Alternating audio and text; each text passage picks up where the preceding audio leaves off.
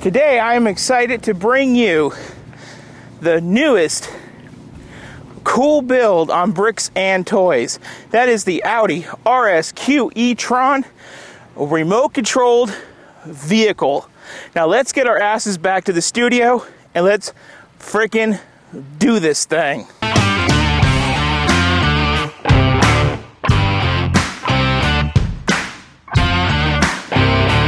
Welcome to Bricks and Toys. My name is Brandon, and from that intro, you can already tell that we are trying to pack action in today's action-packed build.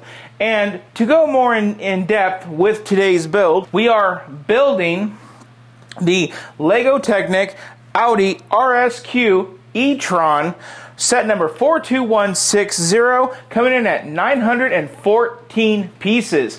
Now I'm really excited for this video because it uses the Lego Technic control app that you put on your smartphone. I have never used this, I have heard about it, and I have never ever thought I would ever get the chance to ever get a set that's RC controlled by my phone that's for Lego. So the fact that we are here and we're doing this is just incredible. More icing on the cake is this is supposed to be an off-road vehicle, which is why we did our intro the way that we did it.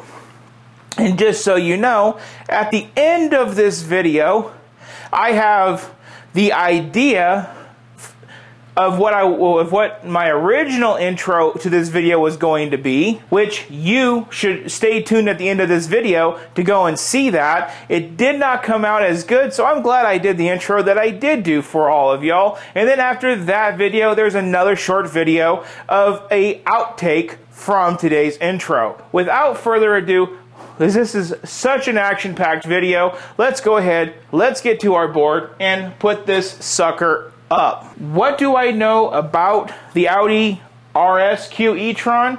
Not a damn thing. Honestly, guys, not a damn thing. I'm not a guy of Audis. I'm more of an innie. No, I'm kidding. But the thing is, though, I don't know anything about it. So, the only reason that this set exists is I like the way that it looks. It looks pretty intimidating. It looks pretty fun. And it's an RC car that's under $200 from the Lego group. And I figured I put it on the maybe list. My mom and my wife saw it. They liked the way it looked. And so they bought it. And that's what got us here to today. The whole thing about putting it on the maybe list is I just don't want to buy it because it looks cool, but I kind of want to buy it because it's an RC Lego for under $200 overall. That's how we got here. That's what I know. And based on everything alone, our first score is packaging. And I've always loved the packaging, but I put it on the maybe list. My mom, my wife, they enjoyed the packaging enough to say, we're going to go ahead and buy it, and he's going to make his video about it. So obviously, the packaging's getting the point across. The only complaint is you really got to search the whole box to find the count of AA batteries that it takes to power this car. It's 6, by the way. And because of that, I'm just going to give it a 9. So that's what I think of the box design. Now, going into the internals and to see the way the set is packaged, let's go and do that now. As usual, we got those pop tabs that we just pop open. Get that sucker opened and roll it on out. I'm going to expect about 4 bags of the build. I think it's 2 motors and 1 control module and maybe 4 big tires. So I already have a rando box right here, and that is our control module. That's what takes your 6 AA batteries. This is that part right there. We do have a spare parts bag of 2 Technic elements, 4 red rims. I do see a bag 4 with multiple bags. Here's your 2 motors. It is an all-wheel drive. There are your chunky, big, off-road-ish tires. They kind of have a smooth print, so they're not going to be too grippy. There is a third motor because the steering needs to be steered. 3, and 1. So it is looking like 4 bags total. So overall, just my initial appearance on this, it looks like a normal Technic build, but this one has motors. So that's one thing to note for you guys out there that have not done an RC Technic like me at this point of filming this. Next up is, boy, I heard about the stickers, but look at this, guys. 2 huge sticker sheets. This is a sticker mofo right here. I think I know all about 45 stickers. But hey, we did the Ferrari GTE or whatever it's called. We survived. So we're going to survive this just fine. Overall, the build is a Technic book. I mean, it's normal. Nothing to really report here. It tells you how to put the batteries in. Overall, you're looking at about 255 steps, over 192 building pages.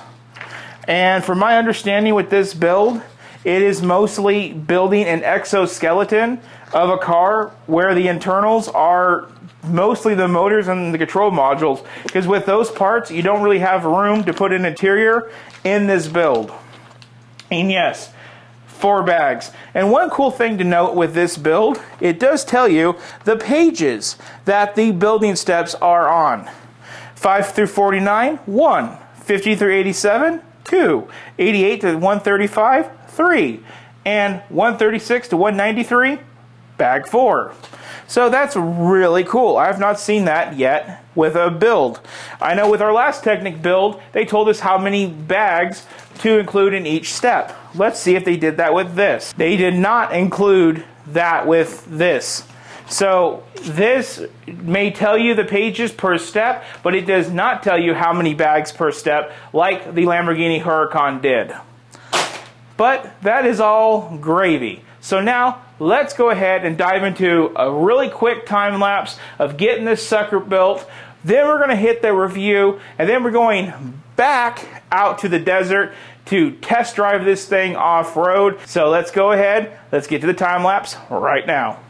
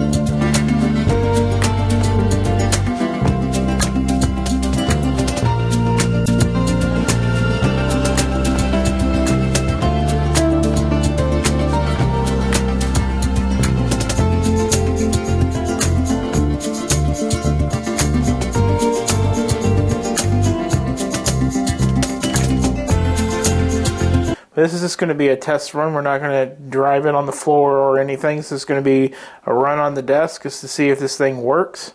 And then we'll be on to the second part of the time lapse. While we wait for this, we can go ahead. We can see that this thing has really good suspension. I look forward to testing this. Okay, firmware is updated. We can see our light is green. Let's set up our model. It's doing a calibration.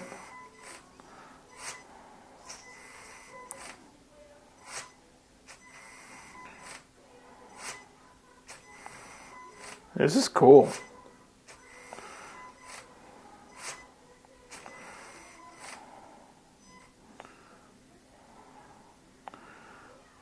Okay.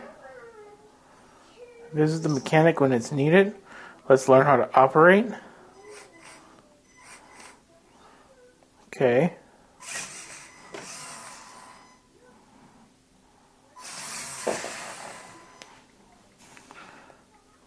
Okay. So it looks like we do have a brake switch. Okay. Complete. So I guess it does dock every time it hits something. That's so weird. What does that do? Nope, no. We don't want to do that. So So as we can see, it does have its... And it has crashed. And it actually tells you that it's had an impact, which is pretty cool. So now let's get back to the time lapse.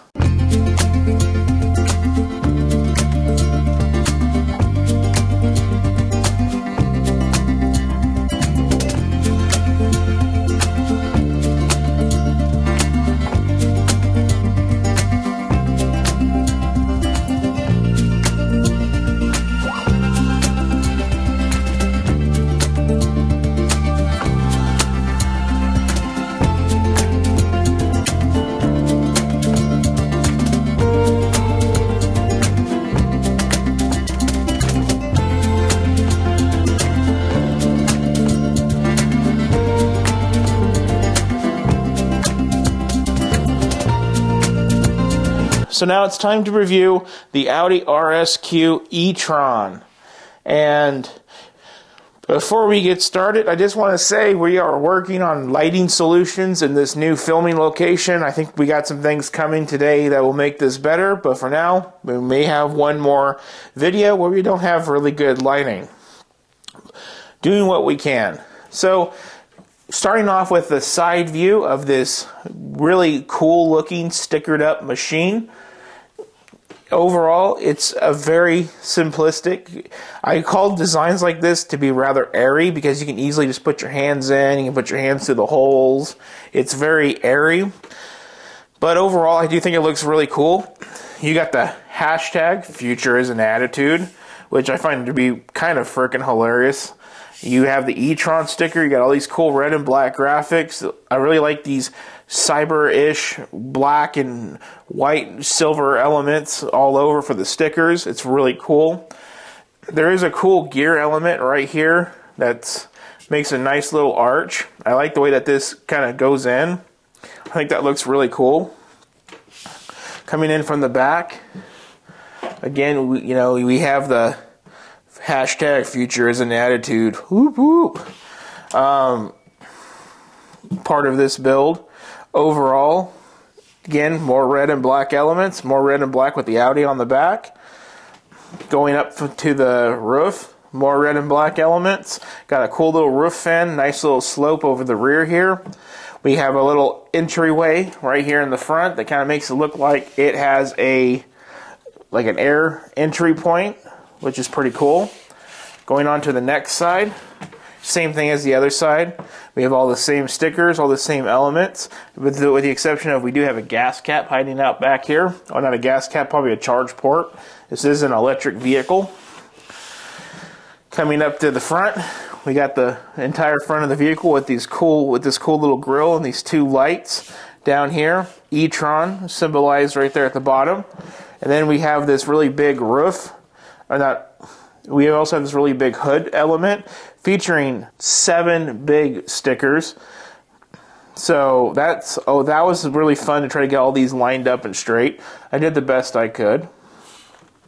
Coming to the inside of the build, you can kind of see the motors hanging out in there. We have a motor here. Then over here we do have the battery pack chilling in there. And then in the far back, here you can get a better look. So we have one motor behind all of this equipment. This is an actual differential. So when you spin it, the wheels do go opposite directions. I thought that was really cool. We do have a motor above that where the wiring comes down to the battery box control module. We have 2 motors stacked on top of each other in the front, one for the steering and one for the front differential, which again is a full locking diff where the wheels go multiple directions, just like you would on an actual vehicle. Overall, to change the batteries on this build, I don't think it's too bad. It is removing this bar right here, then 4 screws, pop the batteries out, put new ones in. Pretty straightforward stuff. So with that, there's not much to really do on this review segment, except let's go outside, let's drive this thing over some rocks, let's get it dirty, and let's have some fun, everybody. So now, let's move on to the desert. Okay, so here's the layout of the land. We're going to try to go through this trail and up that mountain. My guess is it's not going to have enough power to do it, but we're going to try anyway. So let's go and get this thing turned on, and let's go off-roading. And it's going to get stuck. Give it another little boost. There we go. Went over that rock, went over those ropes.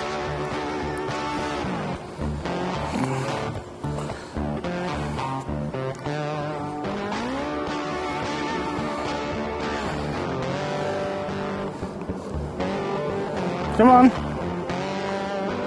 Jeez. Getting the controls to work correctly with your phone is the hardest part. I do not recommend phone-controlled RC for anybody. And that's as far as it's going to go. So let's actually take you guys up to the top. So now we're at the top of the cliff. We briefly got intercepted by security. And looks like I'm okay. So this is it, just going off basic road.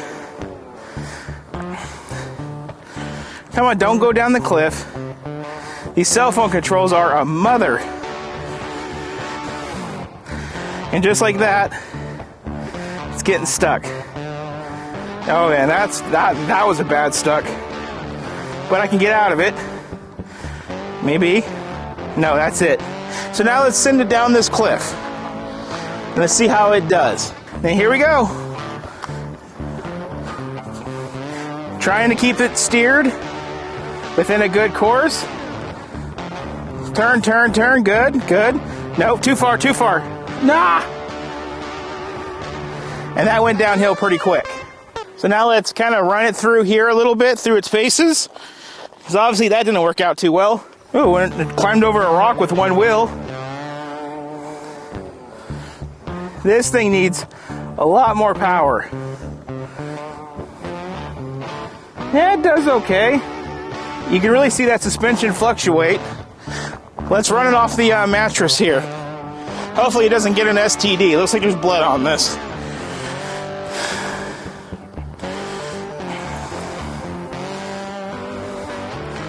Come on, climb it, climb it. Oh. Oh, maybe. We're not done yet. Come on, get through. Get through. Come on, buddy. You can really see those differentials working to try to put power to the rear. But obviously, to no avail. So that ends it for this segment. Now let's go back to the studio. I got one more surprise. Now, one thing I've always said about Technic is, I bet you this thing can drive off a shelf and be just fine. And that's what we're going to do. I have a giant hole in my Lego City. Tune in for Friday's video about why that's there. And I'm going to drive through this hole in the Lego City, off the table, onto my floor. And let's see if it survives. And we will see the damage when we go over our wrap-up segment of this video. Oh, save the turtles! Now let's go to the wrap-up. And so now it's time to wrap up this video. And let's take a look at the overall car. It landed pretty hard on its roof, but the components that I can see being affected from a land like that are not too bad. The support structure that holds up the roof, it did kind of come apart down here at the bottom. Not sure how good y'all can see that, but this did all come apart. I'm going to have to put this back together. But overall, it's just a matter of moving things and squeezing them back into place, like so. And I think that fixes the primary amount of damage, some right up here too, of jumping this thing off the table. So that's actually pretty cool. I don't see any other damages. Just a little bit of pushing in the pins. So that does really prove my theory about Technic. You can shove it off a shelf and it should survive. And this I drove off of a shelf and, well, I like to think it survived pretty dang good. I did think that the bottom supports would be a weak point, which is pretty common with these cars. So let's go ahead, now that we got it fixed, let's get into the overall bat score. Now, when I left you guys on the bat score, I didn't give you guys a number on the packaging. Primarily because I was really excited about getting into this build. And I gave the packaging a solid 9. Now, the build quality. So, overall, this is built just like a Technic car. I do believe that they put in a little bit more fail-safes because it is remote controlled. People are going to be bouncing it off stuff. But one roll off of a table that's about this high to my hip, it really did knock a lot of stuff loose. So I am going to give the build quality an 8. Overall, it did survive the fall off the table. And just under the Lego umbrella, a Lego coming off of a table sounds like bad news. But, you know, Lego Technic is pretty sturdy, like I've always said, and this kind of proves it. Next up is part usage. It's Technic. It's average. I'm not even going to go into it. I'm just going to give that a 7. Because they did a really good job on how they make all the motors work and then using those extra parts to kind of secure the body panels to the car. So when kids do get this and they do drive it, it doesn't break right off the bat when they hit something. Playable. I mean, it is a playable set. Extremely. I'm just going to give it a 10. It comes with, well, it doesn't come with, you have to download the control app for Lego into your phone, and it immediately recognizes the car that you're going to do, and it's just easy to pair up, it's easy to calibrate.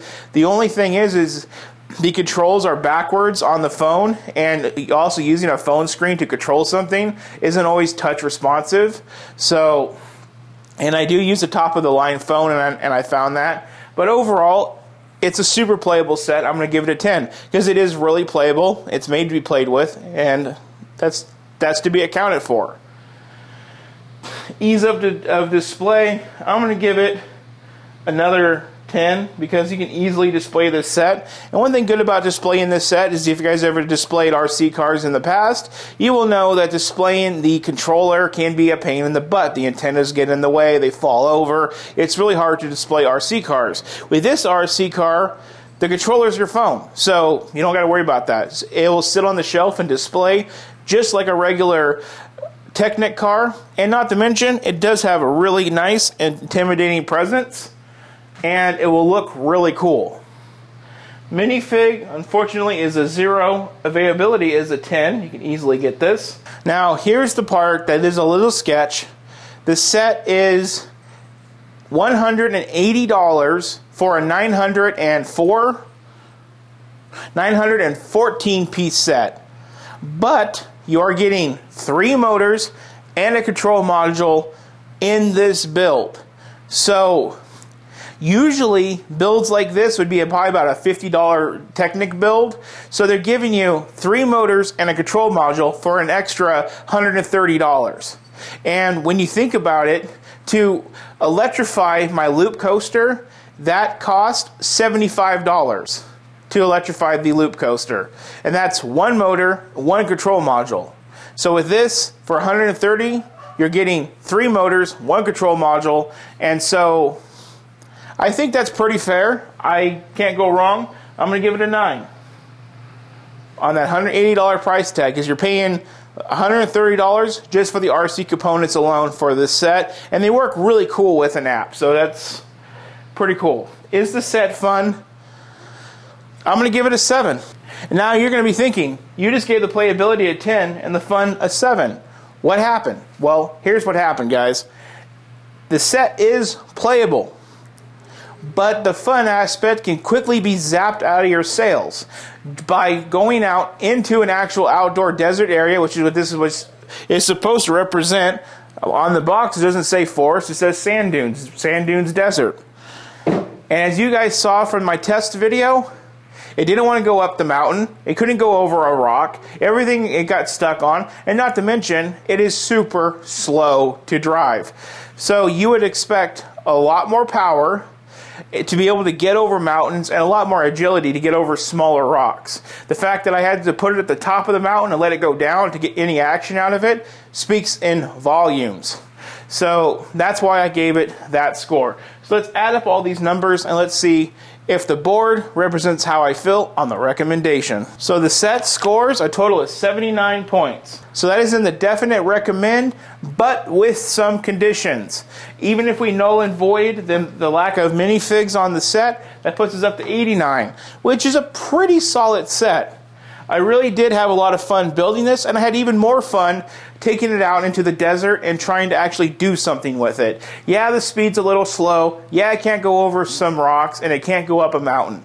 But the fact of the matter is for $180, Lego has allowed you to buy a set that's as cool looking as this, and you can drive it with your phone for only 180 bucks. And I think that's really fair, and I think that's something to be noted.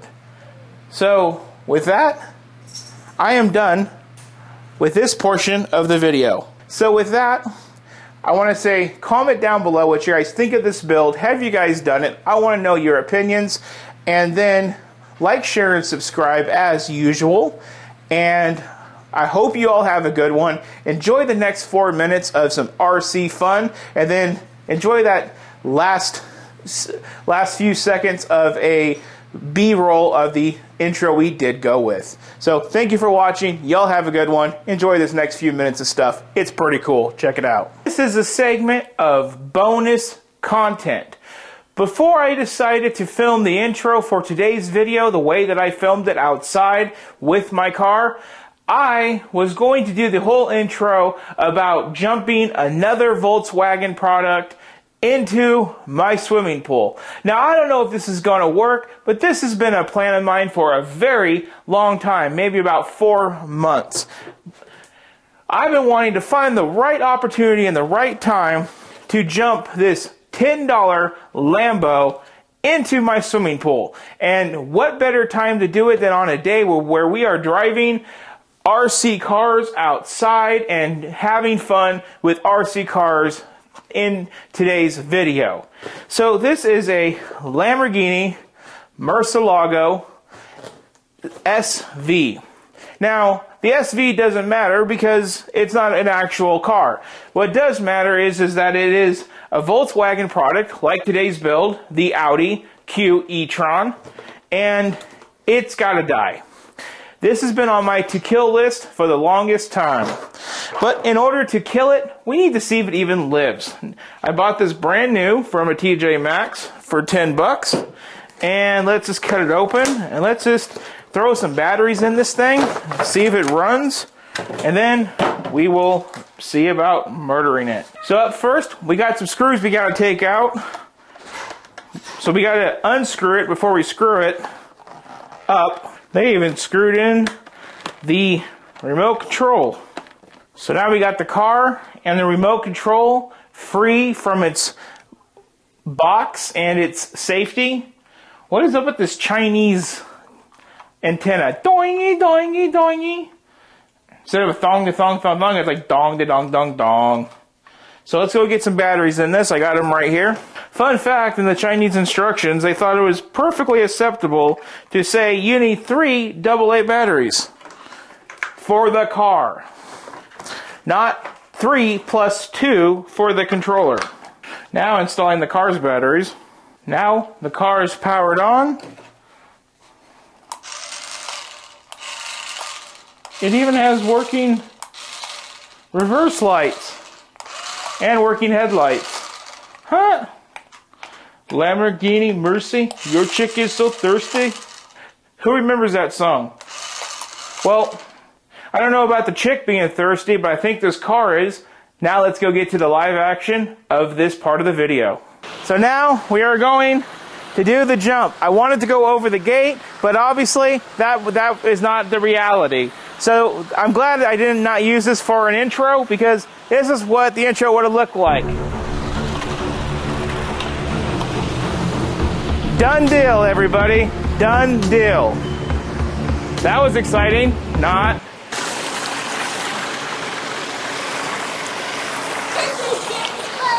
So, does it live? Clearly not. Maybe turning it on and off again? Nope. That's all she wrote, boys. That's all she wrote. So, there's one last update on this segment of video. There's always been a theory, because I work in electronics. If you just water damage a device, can you take it out, soak it in all the appropriate solutions, and save it? Well, I did that experiment just off the hair of my brain, and this is the answer. It frickin' lives, everybody. Look at that, back from the dead. Who would have thought that if you took it right after getting soaked, you could save it? This went about 5 feet into the pool.